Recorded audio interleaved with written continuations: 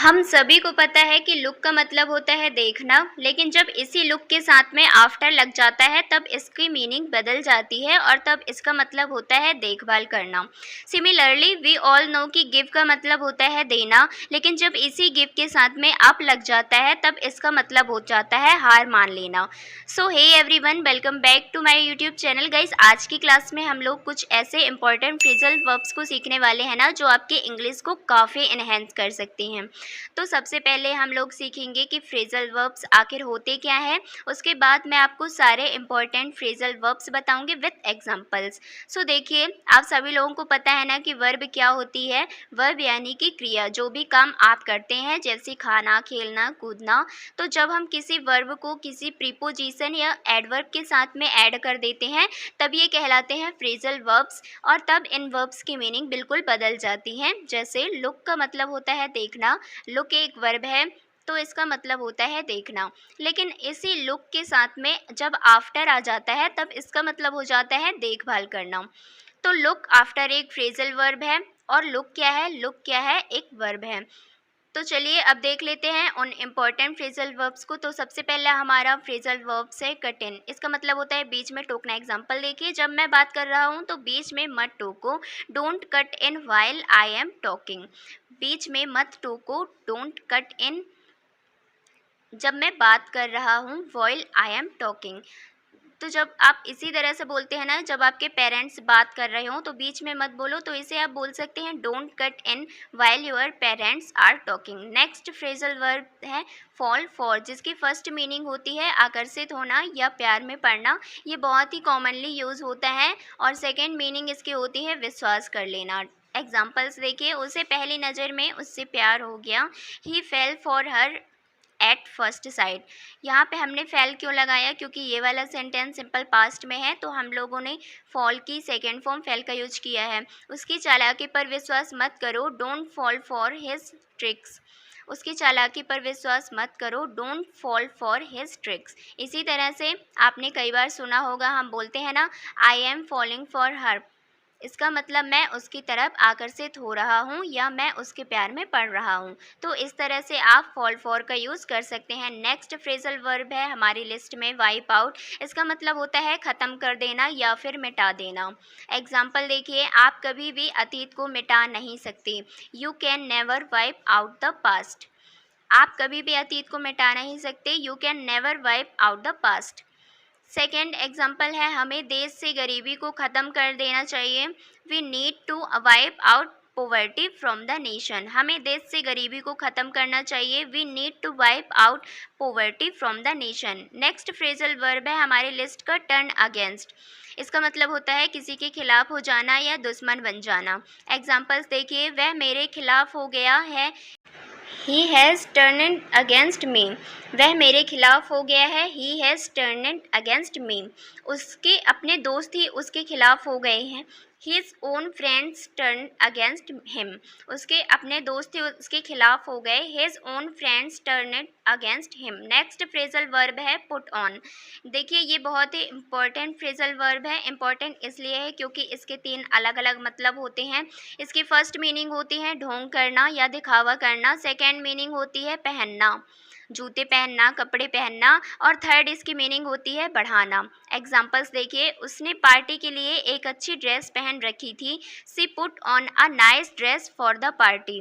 C put on a nice dress for the party. ऐसे दिखावा मत करो जैसे आपको कुछ पता नहीं। Don't put on as if you don't know anything. Don't put on, ऐसे दिखावा मत करो या ढोंग मत करो जैसे कि आपको कुछ पता नहीं। As if you don't know anything. और इसकी जो थर्ड मीनिंग लिखी हुई है बढ़ाना, वो हम यूज़ करते हैं वेट बढ़ाने के सेंस में। जैसे कि फॉर एग्ज़ाम्पल, उसका वज़न बढ़ गया है। He has put on weight. तो पुट ऑन का यूज़ आप 3 अलग अलग तरीक़ों से कर सकते हैं। सो नेक्स्ट हमारा फ्रेजल वर्ब है लुक आफ्टर। इसका मतलब होता है देखभाल करना या रखवाली करना। एग्जाम्पल्स देखिए, कृपया मेरी अनुपस्थिति में मेरे घर की देखभाल करें। Please look after my house in my absence. Please look after my house in my absence. Second example है, हमें अपने माता पिता की बुढ़ापे में देखभाल करनी चाहिए। We should look after our parents in their old age. We should look after our parents in their old age. Next हमारा फ्रेजल वर्ब है बैक आउट। इसका मतलब होता है अपनी बात से फिर जाना या मुकर जाना। एग्जाम्पल्स देखिए, वह आखिरी समय पर डील से पीछे हट गया। He backed out of the deal at the last minute. He backed out of the deal at the last minute. वादे के बाद तुम पीछे नहीं हट सकते। You can't back out after promising. वादे के बाद तुम पीछे नहीं हट सकते। You can't back out after promising. Next है फ्रीक आउट। ये वाला फ्रेजल वर्ब भी आजकल बहुत ज़्यादा यूज होता है। इसका मतलब होता है घबरा जाना। जैसे कि किसी भी इंसिडेंट को अचानक से घबरा जाना या डर जाना, उसे हम बोलते हैं फ्रीक आउट। एग्जाम्पल देखिए, जब मैंने हादसा देखा तो मैं घबरा गया। When I saw the accident I just freaked out.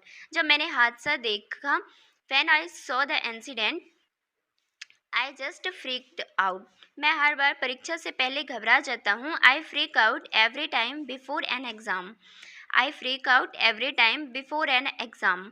तो इस तरह से फ्रीक आउट का यूज़ किया जाता है। नेक्स्ट हमारा फ्रेजल वर्ब है कॉल ऑफ। इसका मतलब होता है रद्द करना या रोकना। एग्जाम्पल्स देखिए, उन्होंने बारिश की वजह से मीटिंग रद्द कर दी। They called off the meeting due to rain. उन्होंने बारिश की वजह से मीटिंग रद्द कर दी। They called off the meeting due to rain. Second example है, मुझे लगता है हमें आज का प्लान रद्द कर देना चाहिए। I think we should call off today's plan. I think we should call off today's plan. Next phrasal verb है हमारी लिस्ट का स्टैंड आउट। इसका मतलब होता है अलग से दिखना। आप इसका मतलब सिंपली इस तरह से समझिए कि भीड़ से अलग दिखना। फॉर एग्ज़ाम्पल, उसकी सुंदरता उसे भीड़ से अलग दिखाती है। Her beauty makes her stand out of the crowd. Her beauty makes her stand out of the crowd. Next हमारा एग्जाम्पल है, तुम्हारी मुस्कान तुम्हें सभी से अलग बनाती है। Your smile makes you stand out from everyone. Next phrasal verb है पे अटेंशन। ये तो बहुत ज़्यादा कॉमन है। आई थिंक इसका मतलब आप लोगों को पता ही होगा। पे अटेंशन का मतलब होता है ध्यान देना। एग्जाम्पल, कृपया मैं जो कह रही हूँ उस पर ध्यान दें। Please pay attention to what I am saying. कृपया मैं जो कह रही हूँ उस पर ध्यान दें। Please pay attention to what I am saying. Second example है, आपको सड़क पार करते समय ध्यान देना चाहिए। You should pay attention while crossing the road. You should pay attention while crossing the road. तो पे अटेंशन का यूज हम ध्यान देने के लिए यूज़ करते हैं। नेक्स्ट है डिस्पोज ऑफ। इसका मतलब होता है बेच देना या किसी भी चीज़ से छुटकारा पाने के सेंस में हम लोग डिस्पोज ऑफ का यूज करते हैं। एग्जाम्पल्स देखिए, उसने अपना पुराना घर बेच दिया। She disposed of her old house. उसने अपना पुराना घर बेच दिया। She disposed of her old house. Plastic को खुले में मत फेंको। Don't dispose of plastic in the open. Plastic को खुले में मत फेंको। Don't dispose of plastic in the open. Next हमारा फ्रेजल वर्ब है स्टिक टू। इसका मतलब होता है एक ही बात पर डटे रहना या टिके रहना। फॉर एग्जाम्पल, हमेशा एक लक्ष्य पर डटे रहें और आप इसे हासिल कर लेंगे। Always stick to one goal and you will achieve it. हमेशा एक लक्ष्य पर डटे रहें या टिके रहें। Always stick to one goal और आप इसे हासिल कर लेंगे and you will achieve it. Second example है, तुम्हें तुम्हारे फैसले पर डटे रहना चाहिए। You should stick to your decision. तुम्हें तुम्हारे फैसले पर डटे रहना चाहिए। You should stick to your decision. Next हमारा फ्रेजल वर्ब है रन आउट। ये भी एक बहुत ही इम्पॉर्टेंट फ्रेजल वर्ब है। इसका मतलब होता है ख़त्म होना या समाप्त होना, किसी भी चीज़ का ख़त्म होना। फॉर एग्ज़ाम्पल, मेरी बचत 1 साल से भी कम समय में ख़त्म हो गई। My saving run out in less than a year. My savings run out in less than year. इसका मतलब मेरी बचत 1 साल से भी कम समय में ख़त्म हो गई। सेकेंड एग्जाम्पल देखिए, मेरी फ़ोन की बैटरी ख़त्म हो रही है। My phone's battery is running out. ख़त्म हो रही है कॉन्टीन्यूअस है, इसीलिए यहाँ पे रनिंग आउट का यूज़ किया गया है। तो मेरे फ़ोन की बैटरी ख़त्म हो रही है। My phone's battery is running out. Next phrasal verb है लेट डाउन। ये भी बहुत कॉमनली यूज़ होता है। इसका मतलब होता है निराश करना या नीचा दिखाना। एग्जाम्पल, हमें अपने माता पिता को कभी भी निराश नहीं करना चाहिए। We should never let down our parents. We should never let down our parents.